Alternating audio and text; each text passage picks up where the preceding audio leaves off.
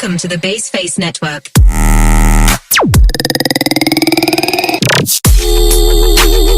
Assalamualaikum warahmatullahi wabarakatuh.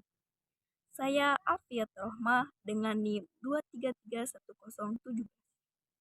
Baiklah, di sini saya ingin memenuhi tugas dari Bapak Insinyur Agung Fitra Hadi STMT. Baiklah, langsung saja kita jelaskan. Saya akan memulai materi tentang filsafat ilmu dengan sebuah pengandaian.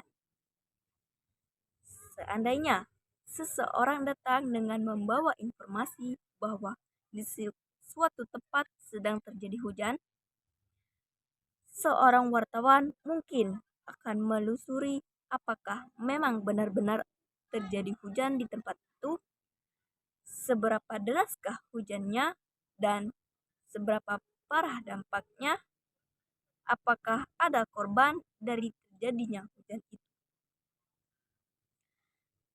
Mungkin juga seorang saintis mungkin akan meneliti berapa kadar keasamannya, zat apa saja yang terkandung di dalam air hujan itu, dan juga seorang ulama mungkin akan menjelaskan bahwa hujan adalah rahmat dari Allah.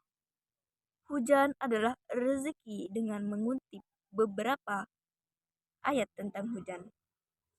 Lantas, apa yang akan disampaikan seseorang filsuf ketika mendapatkan informasi tentang hujan? Apa yang dilakukannya? Sebelum kita menjawab tentang tugas filsuf ketika seseorang memberikan informasi tentang hujan, kita akan terlebih dahulu membahas tentang apa itu filsafat, khususnya filsafat ilmu. Istilah filsafat sesuai dengan etimologi, yaitu di dalam bahasa Belanda untuk filsafat mempergunakan istilah wijsbegeerte, which artinya pandai, berilmu, begeerte artinya keinginan. Ilmu pengetahuan berasal dari keaguman manusia akan alam yang dihadapinya, baik alam besar atau makrokosmos maupun alam kecil mikrokosmos. Manusia masih kanak-kanak. Apa saja yang dilihat, dirasa, dan didengar, manusia selalu memulai pertanyaan dengan apa dan mengapa. Ini terus berlanjut hingga ia beranjak dewasa. Jika ditelusuri secara saksama perkembangan hasrat ingin tahu manusia itu, maka akan sampai kepada pengetahuan di balik pengetahuan itu sendiri. Itulah yang disebut dengan filsafat. Baiklah, langsung ke tujuan dari filsafat ilmu itu. Yang pertama adalah dengan mempelajari filsafat ilmu, kita bisa membedakan berbagai jenis pengetahuan yang terdapat di alam semesta atau terdapat di dalam kehidupan manusia. Yang kedua adalah agar kita mampu mengenali berbagai jenis pengetahuan, bahwa ada pengetahuan yang sifatnya fisik dan pengetahuan yang sifatnya metafisik. Ada pengetahuan yang bisa dijangkau oleh indera, ada juga pengetahuan yang tidak bisa dijangkau oleh panca indera. Kita dengan demikian kita didapat meletakkan berbagai jenis pengetahuan itu sesuai dengan porsinya masing-masing. Yang ketiga, dalam mempelajari filsafat ilmu, kita dapat mengetahui ciri-ciri setiap jenis pengetahuan sehingga kita dapat memanfaatkannya dengan benar.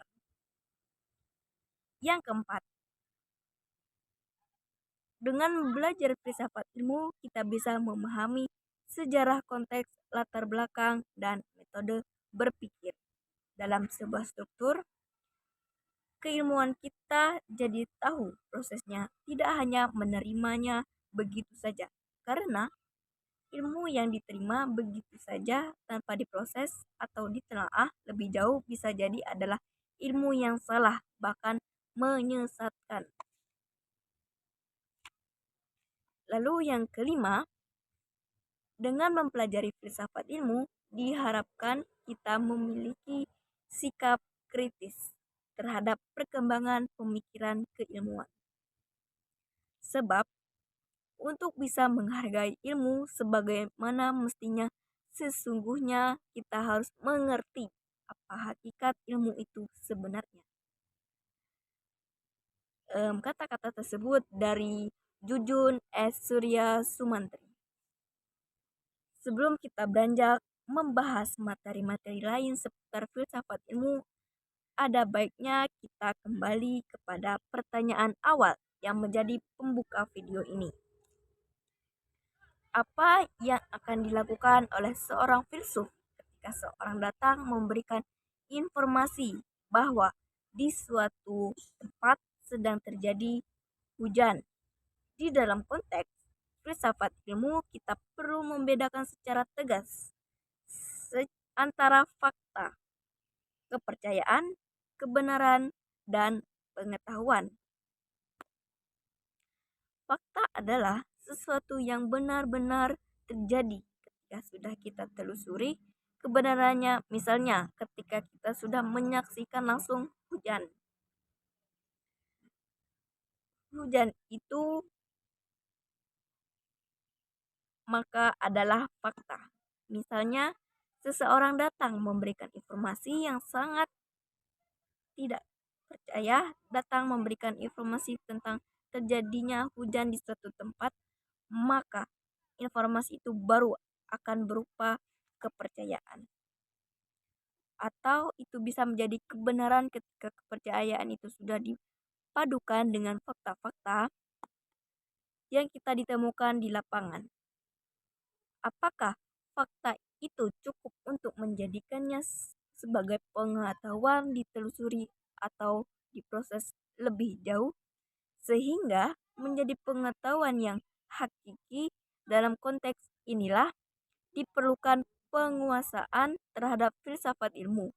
Maka ketika seorang filsuf atau pembelajar filsafat mendapatkan informasi bahwa di suatu tempat sedang terjadi hujan, ia harus memastikan atau menelusuri lebih jauh.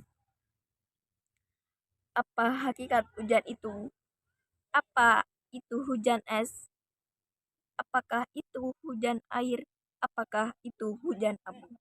Apakah itu hujan salju atau jenis-jenis hujan lainnya? Dia harus benar-benar memastikan hakikat dari hujan yang turun itu. Kemudian, dari sisi epistemologis, pendekatan apa yang bisa kita gunakan ketika akan mengkaji tentang hujan?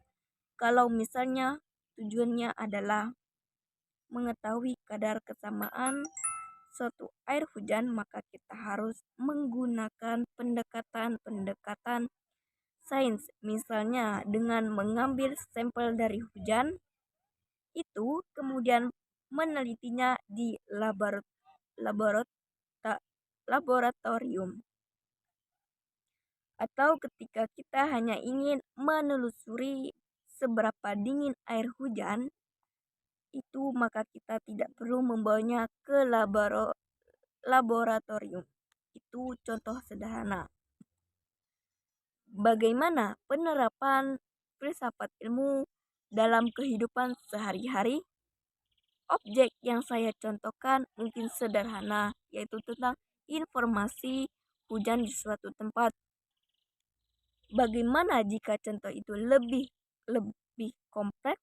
Misalnya, ketika seseorang mengatakan di suatu tempat ada alien, apa yang harus kita telusuri? Bagaimana pendekatan yang akan kita pilih lebih jauh?